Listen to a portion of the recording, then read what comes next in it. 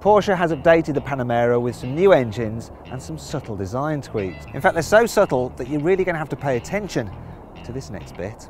There are some reshaped headlamps, new LED daytime running light strips and larger front air intakes.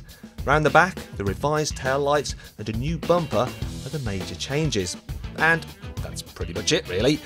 Oh, I almost forgot there's some fresh alloy wheel designs too. Inside the new Panamera, it's essentially the same as before, which means a high quality cabin that looks and feels gorgeous. And yes, there may be a bewildering array of buttons, but that does mean all the car's functions are easy to access. It's easy to access the rear of the car as well because the doors open wide enough. And once you're back here, you find that you've absolutely got acres of space. I mean, look at the knee room I've got. That seat's in my usual driving position. I'm 5'10½", and yeah, loads of room and headroom. Admittedly, this car is only a two-seater here in the back, but you know, it's not a limousine. It's a sports car for 4 people. Really, little has changed with the Panamera, apart from some new engines in addition to the V6, V8 and V8 twin-turbo petrols. So let's start with a new Panamera e-hybrid, which now has plug-in technology that enables it to do over 90 miles per gallon. Also, there's a new twin-turbo V6 petrol, which can do 0 to 60 in just 4.8 seconds when you've got it fitted with a Sport Chrono package.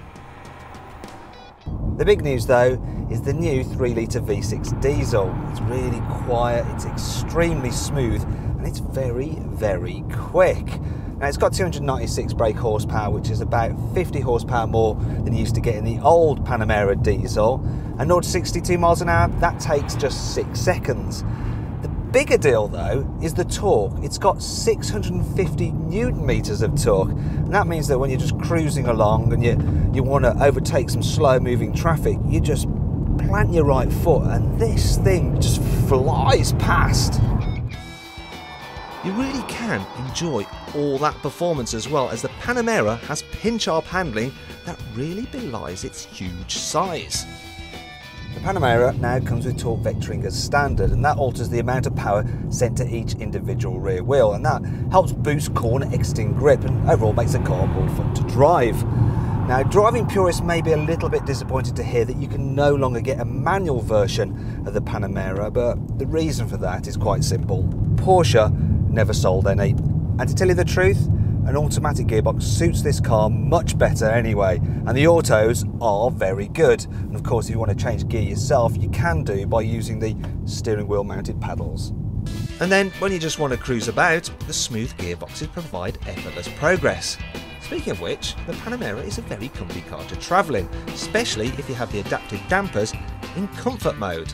Although on the entry-level cars, they're actually an option, which will cost you over £1,000. That's a problem, you see, with any Porsche. Once you start adding stuff, the price can get out of control.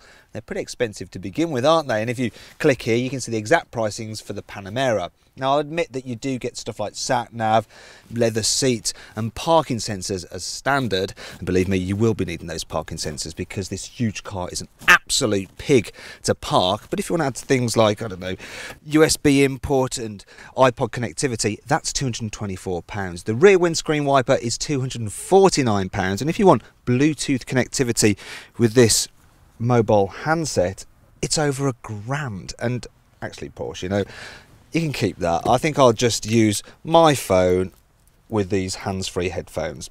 Save myself a lot of money. All right. Then there's the boot. It's a good size and you can fold the seats down flat. Shame the parcel shelf is a little bit tricky to remove.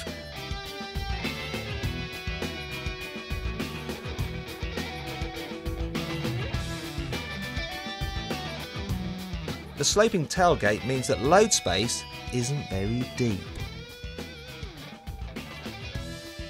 Finally, of course, there is the design, because to some people this is an ugly car and the changes don't go anywhere near far enough to alter that. And if you're one of those people, you may prefer the BMW 6 Series Grand Coupe, which you can watch our review of up here, or the Mercedes CLS, which you can watch our video review of down here.